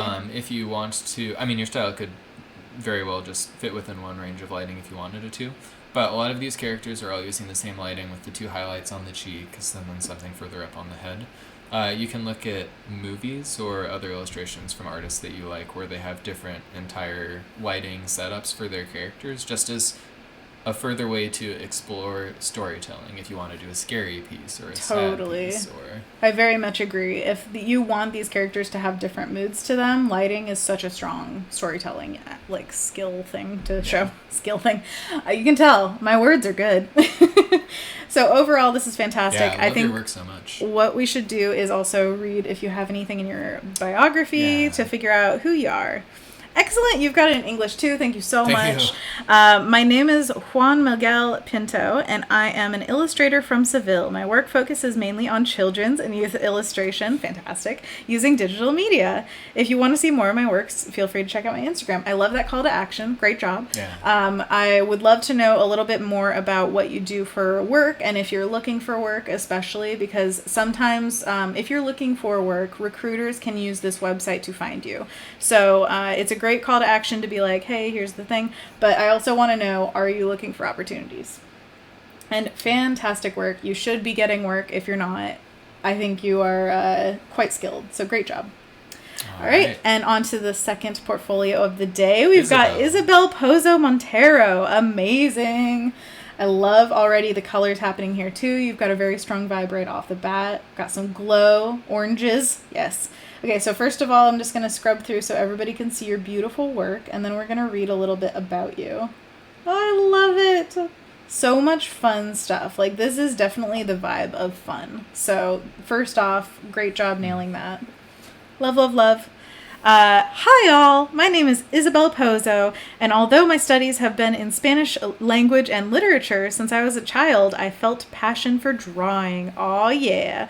Colored pencils, markers, paints, I like everything. Lately I'm dedicating myself to the digital world and trying new things. Yay! Although I do not forget the analog world like watercolors and acrylic paint. That is awesome. Watercolors. They're so good. They really are, and you can see the mixture of digital and analog here, which is such a fun mixture. What I love about how the entire industry of digital artwork is going is that they're trying to get more traditional mark making in their products. And thank you for that, because it's all artists want. It's just to feel like you can have analog without the mess. Yay! This is absolutely beautiful. I love the mark making. The texture that you're getting with these brushes is beautiful.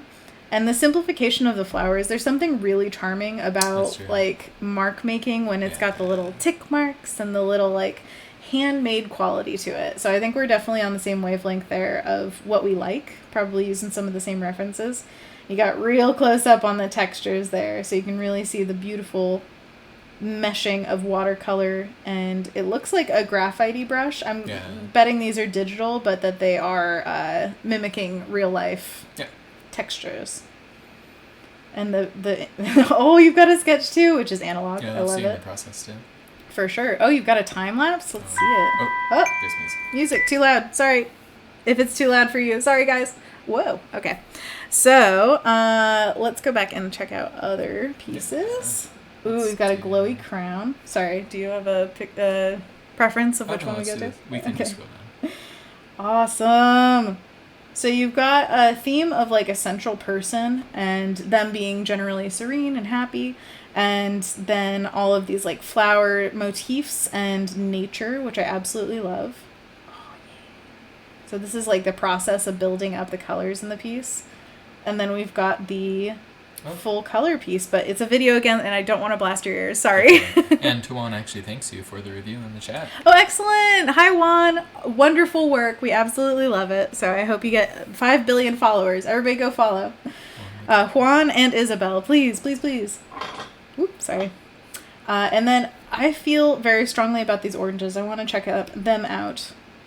Straight up. They feel fresh. Yeah, there's something about simplistic illustration that is so appealing. And also thinking about it in a sellable standpoint, wallpapers, like fronts of books, what do you call it? Wrapping paper, all these sorts of things that you can print these simple paintings on, and they become like, they come alive. Especially when in a space. I imagine a wallpaper with this filling it would be absolutely stunning and just add so much mood to a room. See, you've got a pattern. Ooh, a shirt. T-shirt. Oh yeah, I love it. Oh, we've got a bag. Oh, see, you're already thinking about this. So yes, you've got exactly the right thought process of just putting it on something, making it a decorative pattern. Such a good call. Oh, yeah. I want that dress. I would totally wear that. Oh, definitely. You can see I've got ghosts on today, so I'm a big pattern person. Love them. Worked pretty well for your piece, too. Yeah, it's true. I know. Didn't even intend that. How about it?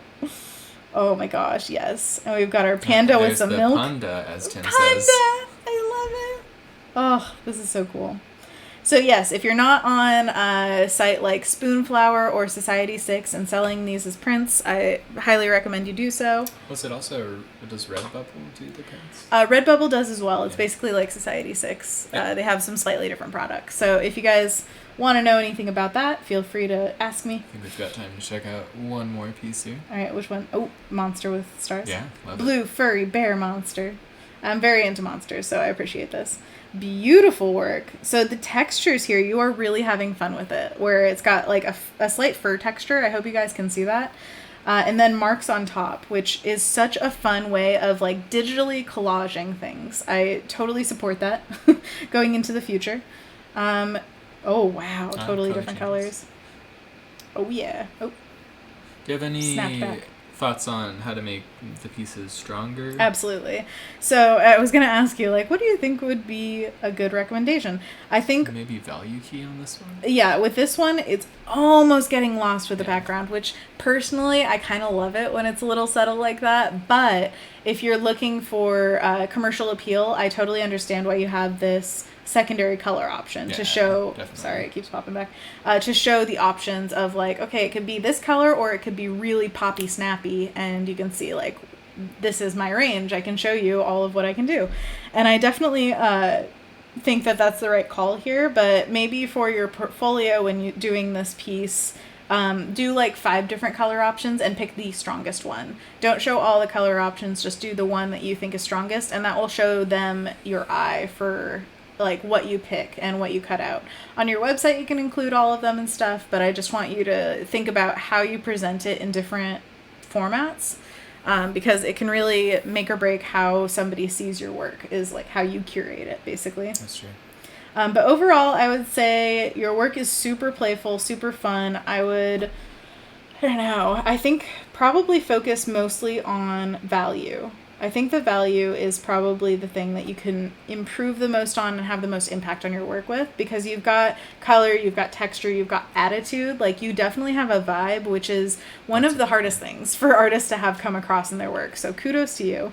But also, we can pump it up to the next level just by studying values and making sure that you know exactly what value you want each chunk of your piece to be. So that could be starting your piece with a value study every single time just to get used to it, and it will become faster and faster, and making it maybe 3 values. And just sticking to that and making sure it reads from there. And then however much you make it complex into the future, it will still have those 3 values, keeping it grounded and really solid. So that's what I would recommend. What about you, James? Do you have any feedback? Yeah, I completely agree. It's got a lot of personality, which I love about it. Definitely. It has all of the color, very interesting use of shapes and texture. So just make value your friend. And if you want to make it faster, shrink.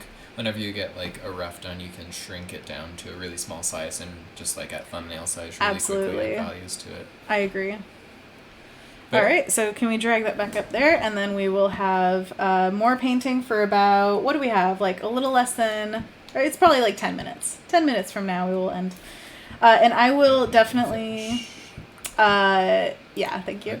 I will definitely post the finished product of this on my own page, and it will be available for download next week from Adobe Create. So you will see the finished product of this for sure. So yeah, the chat helped us build out where this piece is, and you think the next step is just final line work, and then Exactly. I'm going to go in here and just finalize some of the shapes, make sure there are no tangents, which is one of the feedbacks that I had for, was it Juan? Yeah. Yes. And, oh, Isabel's in the chat too. Isabel. Threadless. I don't know what you guys are talking about, but awesome. And oh yeah, it was the 2 sites. Yeah.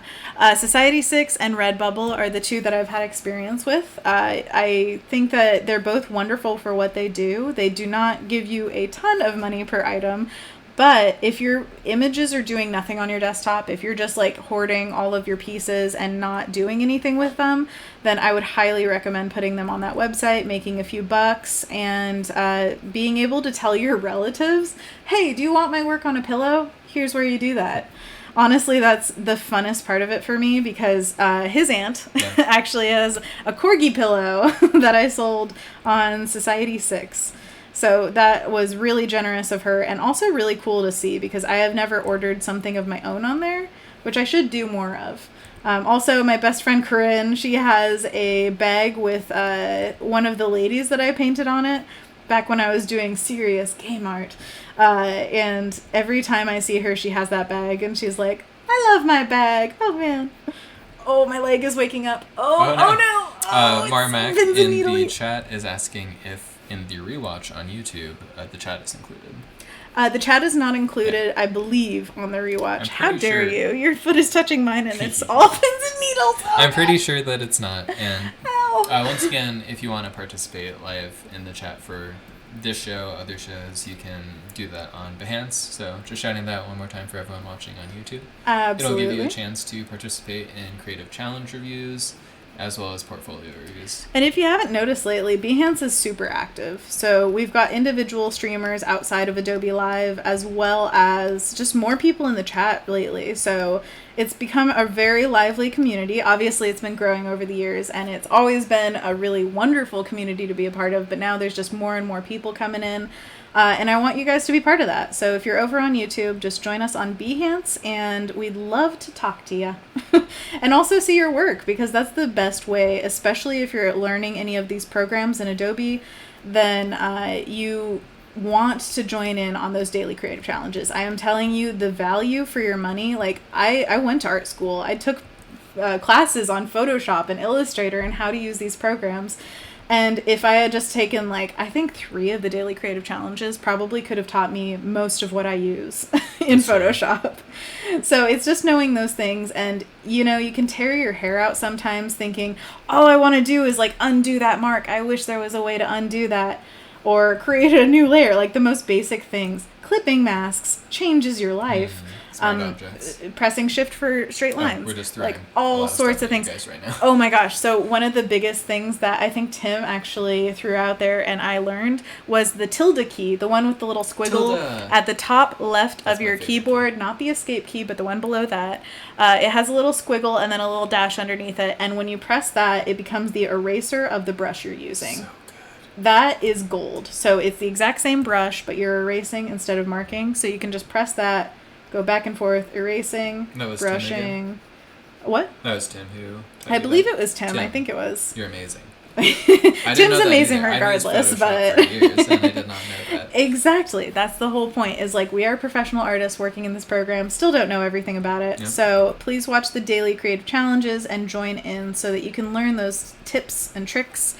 And when you make those challenges, you don't have to post them, but we would love to see them, especially tomorrow, because we are going to be back and drawing another page.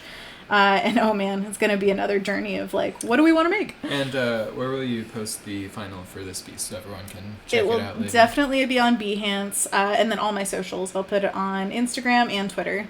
And Facebook. I'm on Facebook, but I forget about it sometimes. And thank you all for helping us build this piece. Thank you so much. I should credit you guys. Just be like, also made with Behance chat. Yeah. But seriously, you guys did help me so much with this piece, and I am super, super grateful that we got to do this together. Also, this is my first chance to stream with James, and this is such a wonderful thing because I've gotten to stream alone before, which was really fun, but also is so much more fun with a person here. And of course, we can patch people in digitally, but it's not the same. Aww. It's true. Also, it means I can look down and see her Cintiq and see what she's drawing. It's true. It's not a small screen. But thank you so much for being here and hosting. It's really, really invaluable to me. So, guys, shout out for James in the chat. Say, yay, James! Woo! And also, tell us your Harry Potter house and guess James's. Don't tell them. Oh, yes, you have to guess my Harry Potter house. And actually, we have about 2 minutes before we wrap up. 2 minutes, people. Better get in the chat quick. Oh, boy. Adobe says he's going to cry. Gonna cry? Oh, no. I must have missed why. Because it's the end of the stream. Yeah, we're going to end, but up next, who do we have? Oh, gosh. Can't remember what the schedule is, but we'll flash that right before the end, and then we'll go. Yeah, we'll flash the schedule one more time. I believe that Andrew Hawkrattle is next. Oh, Andrew! Mr. Hawk! Yes! Excellent. Then stick around for Andrew. He is a party in a person. Okay, excellent. So should we sign off? Let's flash that schedule and then sign off. All right, this is Where the Piece is. We will see you tomorrow. Yeah, thank you all for joining us. Thank you so much for joining us. We can see the schedule real quick so that you know what's coming up next. All right, excellent. Yes, we've got Andrew Hockrattle with the Illustrator Daily Creative Challenge. Yeah. Yay! So you're going to learn something about Illustrator, so stick around for that, and we will see you tomorrow. You'll learn my Hogwarts house tomorrow, because I don't think we have time to go through that today. But everyone's guessing Gryffindor. Apparently it's going to be a chunk of time. All right, we will see you tomorrow. Thank you so much for tuning in, guys. Thank you, everyone. Have Bye. a great day.